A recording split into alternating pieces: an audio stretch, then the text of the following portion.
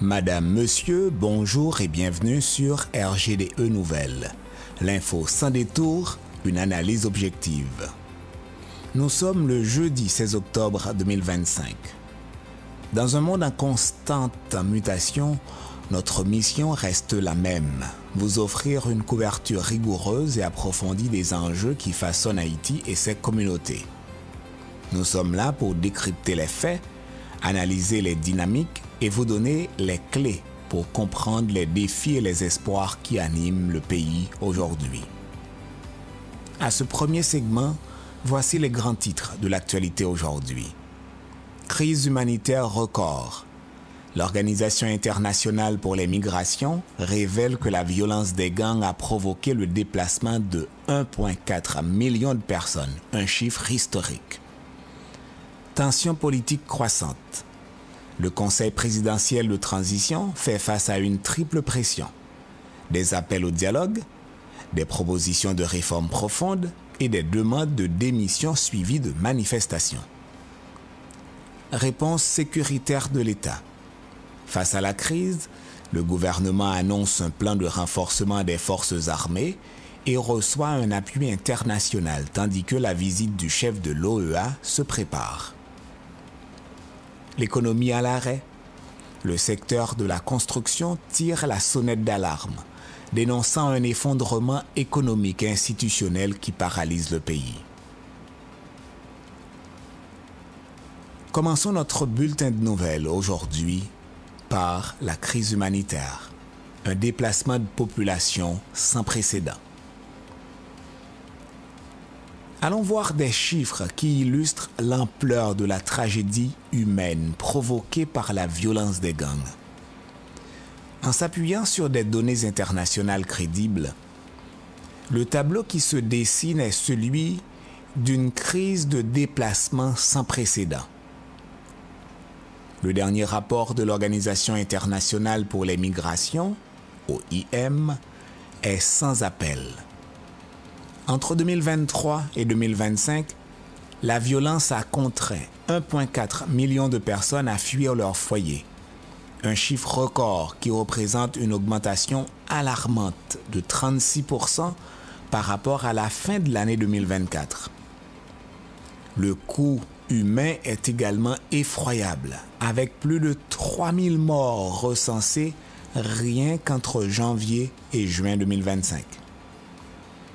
Cette crise met une pression immense sur les communautés d'accueil qui, malgré les ressources limitées, accueillent environ 85% des personnes déplacées. Face à cette situation, le chef de mission de l'OIM en Haïti, Grégoire Goodstein, lance un appel pressant. Et je cite, « La générosité des communautés haïtiennes qui accueillent des personnes déplacées doit être accompagné d'un soutien international renouvelé. » Fin de citation. L'analyse géographique de la crise révèle un changement de dynamique majeur. 64% des nouveaux déplacements ont désormais lieu en dehors de la capitale Port-au-Prince, touchant principalement les départements du Plateau central et de l'Artibonite. Cet exode met une pression insoutenable sur les zones d'accueil. Des quartiers comme Pétionville et Odelma sont confrontés à une saturation progressive, marquée par une congestion routière quasi quotidienne, une accumulation de déchets et une hausse significative des prix des loyers, aggravant la précarité des familles déplacées. Cette crise humanitaire d'une ampleur inédite est le symptôme direct de l'instabilité politique qui la nourrit et que nous abordons maintenant. La transition sous pression appelle au dialogue, à la réforme, mais aussi à la démission. Donc un cocktail. Au cœur de la tourmente, le Conseil présidentiel de transition, le CPT, est la cible de critiques multiples et de pressions politiques intenses. Différents acteurs proposent des visions radicalement opposées pour sortir le pays de l'impasse, illustrant la complexité du débat national. Commençons par l'appel au dialogue transparent. Le parti UNIR, UNIR, par la voix de son coordonnateur Clarence Renoir, plaide pour un dialogue politique franc et ouvert avant l'échéance symbolique du 7 février 2026. Il critique vivement les discussions en catimini, comme l'appelle-t-il, menées par le CPT avec certaines figures politiques jugeant le manque de transparence préjudiciable à toute solution durable.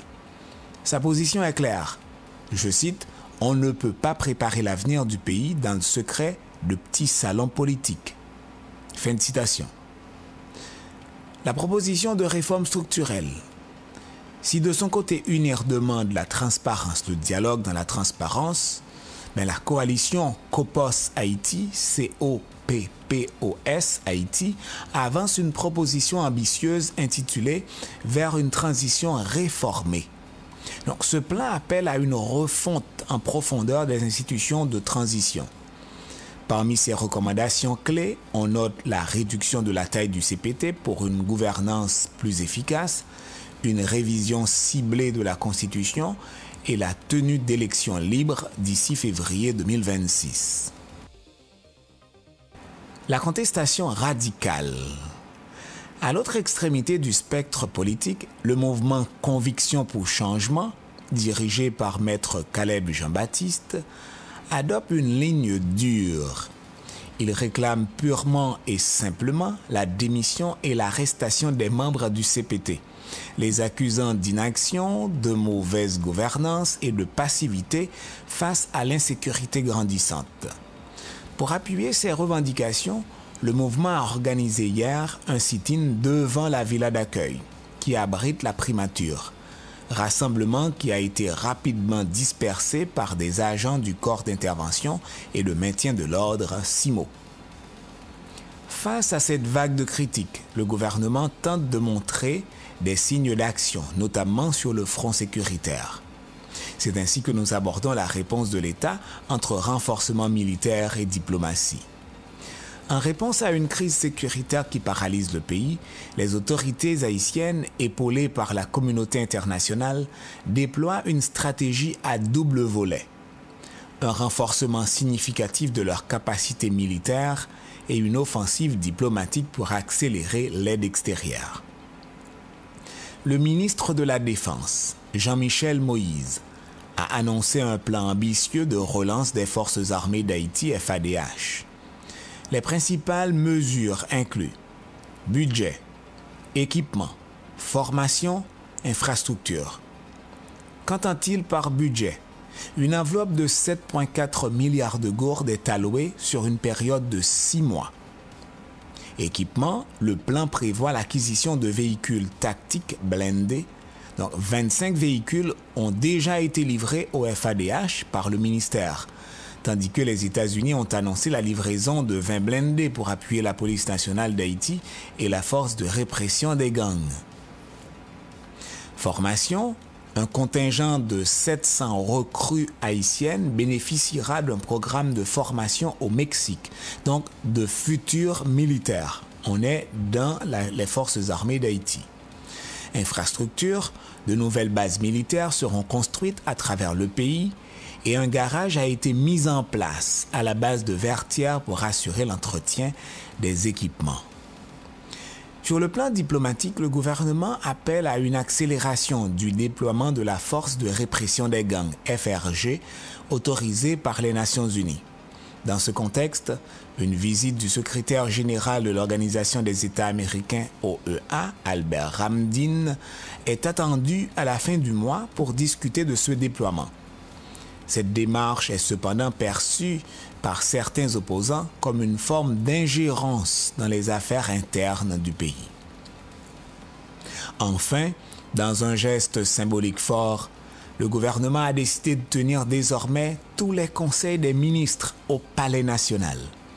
Selon le secrétaire d'État à la communication, Benji Tilias, cette décision vise à réaffirmer la présence de l'État dans la capitale. Mais cette insécurité que l'État combat a déjà un impact dévastateur sur le tissu économique national. L'économie est en souffrance, le cri d'alarme du secteur de la construction. La crise sécuritaire et politique a des conséquences économiques profondes. qui menace la capacité même du pays à se projeter dans l'avenir. L'insécurité généralisée empêche la libre circulation des biens, freine les investissements et provoque des déplacements massifs de population. La situation critique d'un secteur aussi fondamental que celui de la construction en est une illustration poignante.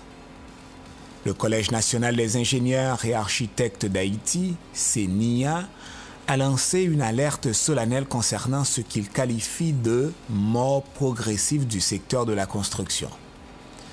Selon l'organisation, le chaos généralisé, la violence endémique et la paralysie des institutions techniques de l'État créent un environnement où il est devenu impossible d'opérer. Dans une déclaration forte, le CNIA souligne l'enjeu fondamental pour la nation. Je cite, « Il n'y aura pas de relèvement possible sans une ingénierie forte, une architecture responsable et une planification réfléchie du territoire. » Fin de citation. En signe de protestation et de deuil, le CNIA a pris la décision symbolique de ne pas organiser la Journée mondiale de l'architecture cette année. Cet appel dramatique illustre parfaitement comment l'effondrement institutionnel ne se limite pas à la sphère politique, mais touche concrètement la capacité du pays à se reconstruire et à bâtir un avenir visible. C'est la fin du premier segment de nouvelles, Madame, Monsieur. Restez branchés, nous vous reviendrons après la pause pour la suite de notre bulletin de nouvelles.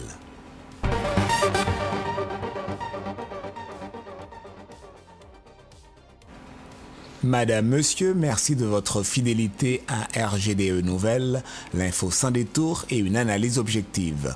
Nous sommes le jeudi 16 octobre 2025. Voici les principaux titres qui seront développés à ce deuxième segment de nouvelles.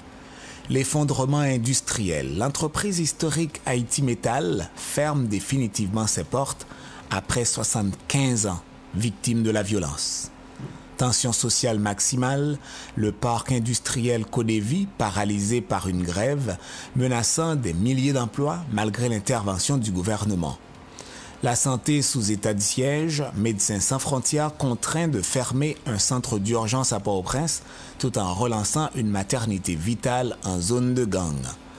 Perspective économique sombre, les experts prédisent une 8e année de récession contrastant avec les rapports officiels présentés au Fonds monétaire international. La crise sécuritaire en Haïti n'est plus seulement une crise humanitaire. Elle a métastasé en une crise économique profonde tel un cancer, anéantissant des pans entiers du secteur productif national. Les derniers grands bassins d'emploi du pays sont aujourd'hui sous une menace existentielle dans un contexte que certains observateurs qualifient désormais de suicide sociétal.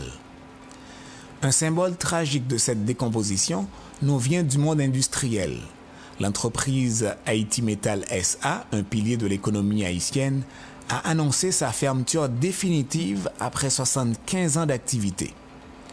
La décision fatale a été prise suite à l'assassinat de sa directrice des opérations, abattue sous les yeux de sa fille de 4 ans. Cet acte d'une violence inhumaine, couplé à des vagues répétées de vandalisme, de pillage et de kidnapping visant son personnel, a rendu toute poursuite des activités impossible. Cette fermeture représente un coup majeur porté au tissu industriel du pays et la perte de centaines d'emplois. Ce cas n'est malheureusement pas isolé.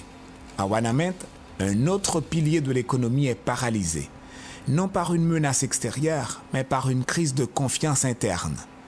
Le parc industriel Codévi, qui emploie plus de 16 000 ouvriers et supporte indirectement près de 100 000 personnes, reste paralysé par une grève malgré une annonce de reprise des activités. Après avoir obtenu du gouvernement le retrait d'une taxe sur les salaires, les ouvriers exigent désormais la publication d'une nouvelle loi sur le salaire minimum, indispensable pour ajuster leurs revenus à une inflation galopante. Les syndicats, échaudés par des promesses non tenues, refusent de reprendre le travail sur la seule foi du gouvernement. Le leader syndical Fignolet Saint-Cyr évoque une méfiance totale envers les autorités et soupçonne même des dirigeants politiques locaux d'œuvrer à envenimer la situation.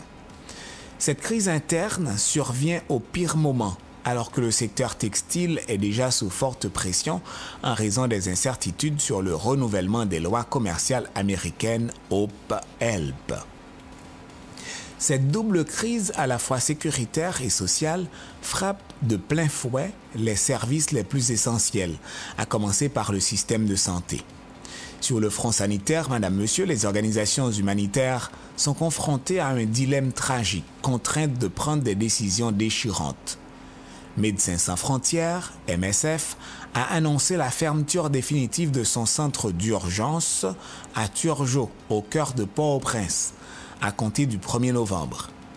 La raison, c'est que les tirs récurrents dans la zone mettent en danger à la fois les patients et le personnel médical. L'organisation ne se retire pas complètement, elle mène déjà des missions d'évaluation pour identifier une nouvelle zone d'implantation plus sûre. En réaction, le Conseil présidentiel de transition a pris note et a renouvelé l'engagement de l'État à restaurer la sécurité. Pourtant, dans un contraste saisissant, MSF illustre aussi l'impératif de rester. L'organisation soutient la réouverture progressive de la maternité Isaïe Gentil, située en plein cœur de Cité-Soleil, une zone connue pour son intense activité de gang. Fermé depuis début 2024, cet hôpital renaît dans un contexte dramatique. Le taux de mortalité maternelle a explosé, passant de 250 à 350 décès pour 100 000 naissances vivantes. Près de 60% des accouchements à Port-au-Prince se déroulent désormais sans assistance médicale, exposant les femmes à des complications mortelles. Depuis sa relance, la maternité a vu ses consultations prénatales passer de 56 en janvier à 547 en juillet. Le nombre d'accouchements a bondi de 10 en avril à 134 au mois d'août. Un nouveau bloc opératoire temporaire a déjà permis de réaliser 45 interventions chirurgicales vitales en septembre et le centre a également fourni des soins spécialisés à près de 200 survivantes de violences sexuelles. Comme le résume Diana Mania Arroyo, chef de mission de MSF, je cite, « Chaque femme mérite un lieu sûr pour accoucher, mais ce droit fondamental reste bafoué pour de trop nombreuses Haïtiennes. » Fin de citation. Ces crises sectorielles s'inscrivent dans une perspective macroéconomique tout aussi préoccupante. Donc sur la scène internationale, les autorités haïtiennes s'efforcent de présenter des signes de stabilisation. Mais sur le terrain, la réalité est bien plus sombre. L'analyse de l'économiste, le docteur Thomas Lalime, est sans appel. Haïti se dirige vers une 8e année consécutive de croissance négative. Selon lui, les destructions causées par les gangs sont pires que celles du séisme de 2010 et il estime qu'il faudra au moins 10 ans de croissance positive pour que le pays puisse simplement revenir à son niveau économique de 2017. C'est beaucoup d'années, hein? 10 ans de croissance, pas juste 10 ans à ne rien faire, pas 10 ans à continuer à détruire, 10 ans de croissance pour revenir à l'étape de 2017. L'économiste préconise la mise en place de programmes spécifiques pour recapitaliser les familles et les entreprises. Ça, c'est un grand défi. Ce pronostic pessimiste contraste fortement avec les rapports présentés par la Banque de la République d'Haïti, BRH, lors des prestigieuses réunions annuelles du Fonds monétaire international et de la Banque mondiale. La BRH y a mis en avant des progrès notables. Le maintien du financement monétaire à zéro, la stabilité du taux de change et le renforcement des réserves de change. Cette dissonance entre les rapports officiels et la réalité du terrain trouve son illustration la plus absurde et la plus tragique dans les salles de classe de la capitale. Le lycée Marie-Jeanne, un établissement public emblématique, a dû reporter la rentrée des classes pour plusieurs niveaux. Voulez-vous deviner pourquoi? La raison est aussi simple que révélatrice. Un manque de bancs pour accueillir les élèves. Un manque de bancs. Le ministère de l'Éducation nationale a promis une livraison, mais cette situation qui affecte plusieurs établissements publics retarde l'année scolaire pour des centaines d'élèves et témoigne de l'incapacité de l'État à assurer les conditions matérielles les plus fondamentales. C'est la fin du deuxième segment de nouvelles, Madame, Monsieur. Restez branchés, nous vous reviendrons après la pause pour la suite de notre journal.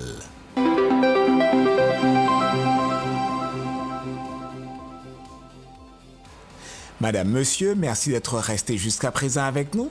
Vous êtes sur RGDE Nouvelles, l'info sans détour et une analyse objective. Au sommaire de ce segment, l'actualité qui façonne notre nation.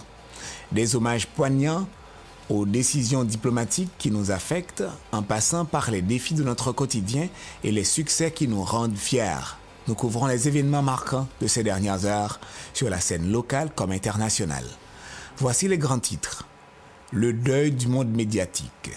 Haïti pleure la disparition de Robert Denis, dit Bobby, pionnier de la radiodiffusion et de la musique.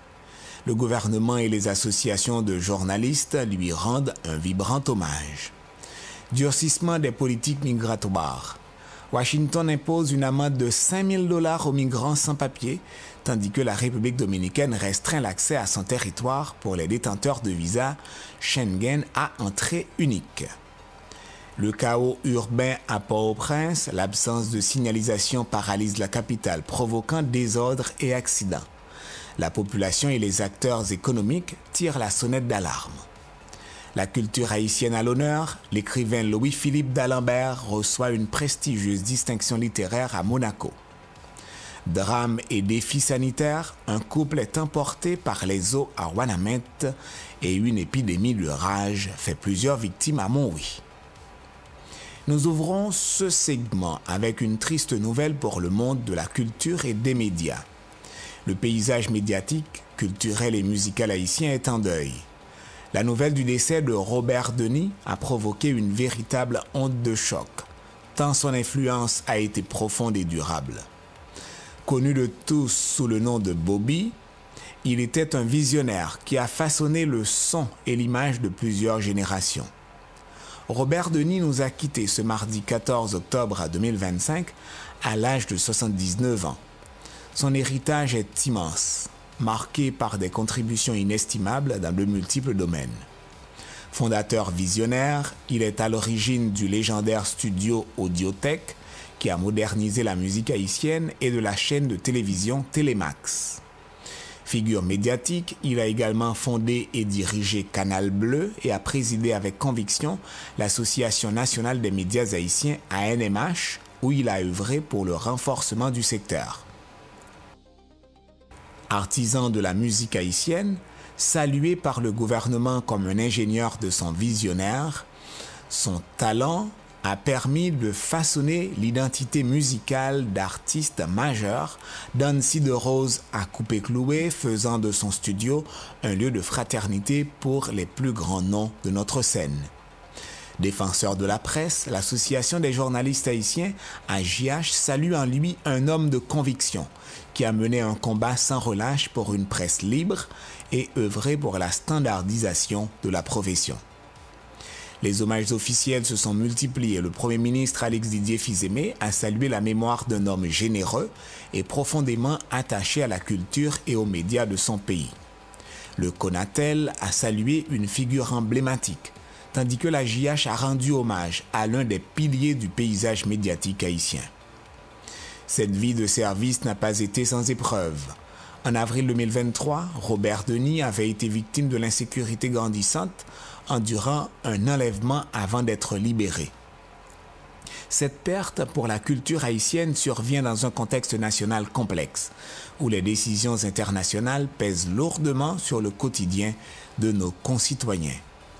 L'actualité haïtienne reste en effet intimement liée aux décisions de ses partenaires internationaux. Ces derniers jours, de nouvelles mesures migratoires prises par les États-Unis et la République dominicaine viennent durcir les conditions de voyage pour de nombreux Haïtiens. Du côté de Washington, l'ambassade américaine en Haïti a annoncé une nouvelle politique. Désormais, une amende de 5 000 $ sera imposée à toute personne de 14 ans ou plus entrant illégalement sur le territoire américain. Les autorités précisent que cette amende est définitive et non négociable. Notre voisin dominicain a également renforcé ses contrôles.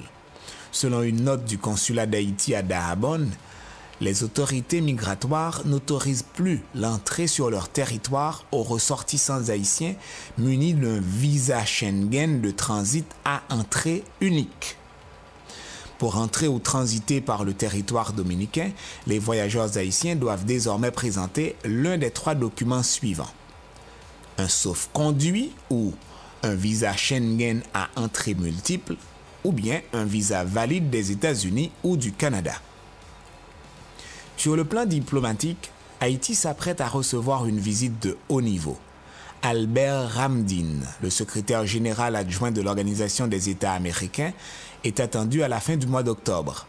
Cette visite s'inscrit dans le cadre des préparatifs pour le déploiement de la force de répression des gangs approuvée par l'ONU. Parallèlement, la coopération bilatérale se poursuit. Le 14 octobre, le conseiller de transition Emmanuel Vertiller a rencontré l'ambassadeur de Taïwan, Chen Hao-yu, pour des échanges jugés favorables sur le financement d'un projet d'assainissement pour la ville du Cap-Haïtien. Pendant que la diplomatie suit son cours, en Haïti, les défis du quotidien continuent de mettre à rude épreuve la sécurité et le bien-être des citoyens. Des infrastructures publiques défaillantes aux drames humains qui en découlent, la sécurité de nos concitoyens est mise en péril sur plusieurs fronts. À Port-au-Prince, la circulation est paralysée par un chaos routier grandissant. La disparition progressive des feux de signalisation dans des zones névralgiques comme Delma 33 et le carrefour de l'aéroport a plongé la capitale dans un désordre permanent. Les conséquences sont multiples: embouteillages massifs, collisions fréquentes, tensions accrues et un sentiment de grande vulnérabilité pour les piétons. Face à l'impact économique de ces retards, les citoyens lancent un appel urgent au ministère des Travaux publics. Dans le nord-est, la commune de Ouanamet est frappée par un drame. Les corps sans vie d'un jeune couple, Angelica Pierre, 21 ans, et Fritz Nersonville, 25 ans, ont été retrouvés. Ils avaient été emportés le 13 octobre par les eaux en crue de la rivière Jassa. Enfin, une crise sanitaire inquiétante a éclaté à Montrouy. Une épidémie de rage dans la localité de Lanzac a causé la mort d'au moins 5 personnes en septembre, suite à des morsures de chiens errants. Après ces nouvelles difficiles, nous passons à une note plus positive qui met en lumière le rayonnement de nos talents. Malgré les défis, la culture et la jeunesse haïtienne continuent de briller sur la scène internationale, portant haut les couleurs de notre pays. En littérature, l'écrivain Louis-Philippe d'Alembert a reçu une consécration majeure. Le 14 octobre, il a remporté le prestigieux prix littéraire de la Fondation Prince-Pierre de Monaco, qui récompense l'ensemble de son œuvre. Cette distinction lui a été remise en présence d'un autre géant de notre littérature, le petit Gouavien, Dany Laferrière, qui siégeait au sein du jury. Dans le monde du sport, tous les yeux seront bientôt tournés vers le Qatar. La Coupe du monde U17 de football s'y tiendra du 3 au 27 novembre 2025. Cette édition inaugure un nouveau format élargi à 48 équipes contre 24 auparavant. Notre sélection nationale U17 fait partie de l'aventure et évoluera dans le groupe E. Enfin, la jeunesse haïtienne s'illustre par son engagement. John Wesley désire à représenter Haïti à la 24e Université de la jeunesse et du développement en Espagne. L'événement avait pour thème « Autonomisation des jeunes pour la sécurité numérique ». De retour au pays, il prévoit de lancer des séances de sensibilisation sur ce sujet crucial dans la commune de Carrefour. Restons informés, mais cette fois sur le temps qu'il fera. Voici le point météo. Selon le dernier bulletin de l'unité hydrométéorologique d'Haïti, un front froid entraîne une augmentation de l'humidité sur le pays. Pour ce jeudi 16 octobre 2025, attendez-vous à des pluies orageuses qui pourraient gagner en intensité sur la quasi-totalité du territoire dans l'après-midi. Des précipitations plus importantes sont possibles sur la région du Grand Nord. Les températures maximales se situeront entre 30 et 34 degrés Celsius, tandis que les minimales varieront entre 20 et 24 degrés Celsius. À Port-au-Prince, le soleil se lèvera ou s'est levé à 6h44 et se couchera à 18h24. Passons maintenant au volet économique. Voici le taux de change de référence communiqué par la Banque de la République d'Haïti. Pour la journée du mercredi 15 octobre 2025, le taux de référence est de 130 gourdes et 70,72 centimes. 130 gourdes, 70,72 centimes pour $1 américain. Avant de nous quitter, voici un rappel de quelques-uns des titres développés dans ce bulletin. L'hommage national à Robert Bobby Denis, figure emblématique des médias et de la musique en Haïti. Les nouvelles restrictions migratoires imposées par les États-Unis et la République dominicaine. La paralysie de la circulation à Port-au-Prince due à une signalisation défaillante. La consécration internationale de l'écrivain Louis-Philippe d'Alembert, lauréat du prix de la Fondation Prince-Pierre de Monaco. C'est ainsi, Madame, Monsieur, que s'achève ce tour d'horizon de l'actualité. C'est tout pour le bulletin de RGDE Nouvelles, l'info sans détour, une analyse objective. Merci de nous avoir accompagnés. Rendez-vous au prochain bulletin pour continuer à suivre l'actualité ensemble.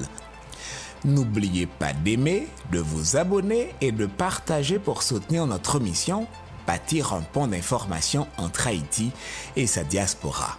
On se retrouve très bientôt pour d'autres nouvelles et histoires qui comptent. Restez connectés, restez fiers. Au revoir.